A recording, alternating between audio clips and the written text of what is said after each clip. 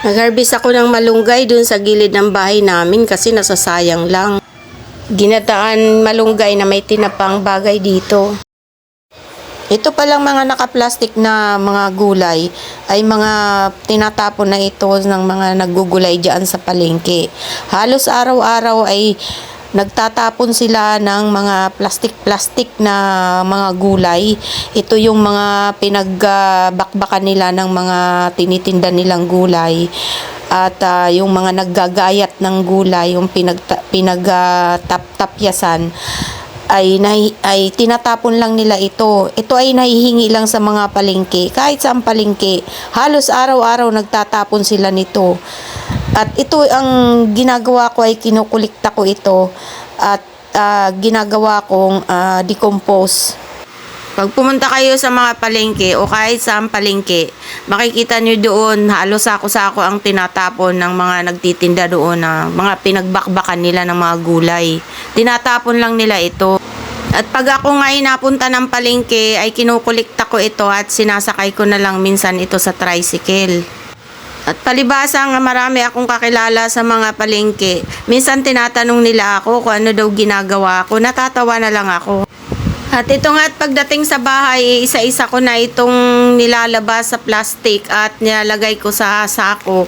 Tapos ay nilalagyan ko ng lupa layer by layer. Matyaga ko itong iniisa-isa at hinihimay-himay. Hindi ko na pinapaabot ito na mabulo kasi babaho din. Madali lang ito ma-decompose. 1 buwan lang ang pinakamatagal. Okay na. Mas madaling ma-decompose ito pag sa sako mo inilagay. Okay lang naman kahit may katas, mga 1 linggo lang. Okay na yan. Aabutin to ng 1 buwan bago ma-decompose. Nagtataka nga sila sa akin kung saan ko daw kinukuha yung lupang ginagamit ko dito sa mga halaman ko. At ito nga yung sikreto ko sa paggawa ng decompose. Baka sakaling makatulong din sa inyo. Sa dami nga nang nagagawa kong decompose, halos naiipon na nakakapag-produce ako ng 10 sako kada linggo. Or kung minsan higit pa sa 10 sako kapag marami akong nakukuliktang gulay. Kaya pag ikaw ay taga Maynila, pwede kang magkulikta ng mga tapon ng mga gulay. Lalo na dyan sa may Divisoria o kaya dyan sa may Balintawak. Napakaraming tinatapon na gulay dyan, truck-truck. Sa dami nga nang naipong kong sako-sakong lumsoil, minsan may pupunta dito nag-aalok na bilhin daw niya. At sa hirap nga ng lupa makakita, minsan mga estudyante pa pupunta dito bumibili ng lumsoil. Kaya naisipan ko tuloy i-repack na lang ang mga ito. Pag pumunta ka nga naman ng garden shop, mahal din kaya ang per kilo ng lumsoil. At ito na nga po, pagkatapos ko nga pong mapuno sa 1 sako, ay hahayaan ko na lang ito na kusang malus. Itong mga lata na pinaglagyan ng tokwa ay binibili ko rin ito, 10 piso lang ang isa nito sa mga palengke. Magtanong lang kayo doon kung gusto nyo ng mura ng paso. Kapag wala akong nakitang timba sa junk shop, ito na lang binibili ko mga lata. Binubutasan ko nga pala ito ng marami, side by side, para mas maganda, madaling madrain ang lupa. Hindi naman ito agad-agad nabubulok, lalo na kapag pininturahan mo. Kaya pag ikaw ay mahilig sa halaman o magtanim ng mga gulay-gulay, pwede mo ring gawin ito. Lalo na yung mga nakatira sa Maynila na mahilig maghalaman.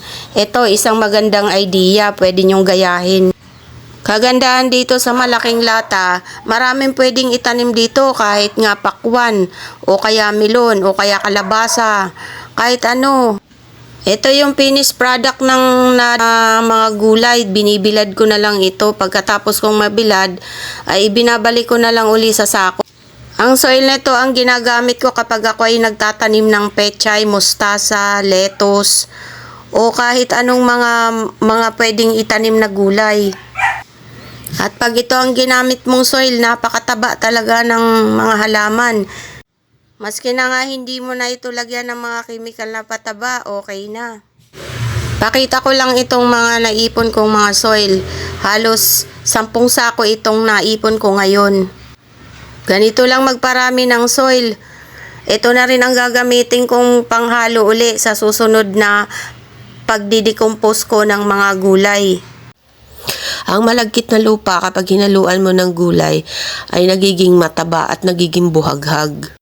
Lalo na kapag hinaluan mo pa ito ng ibang decomposed tulad ng kukupit, vermicast, cow manure, or yung chicken manure o di kaya yung rice hull, carbonized rice hull. Ito ay libangan ko lang pero pwede mo palang pagkakitaan.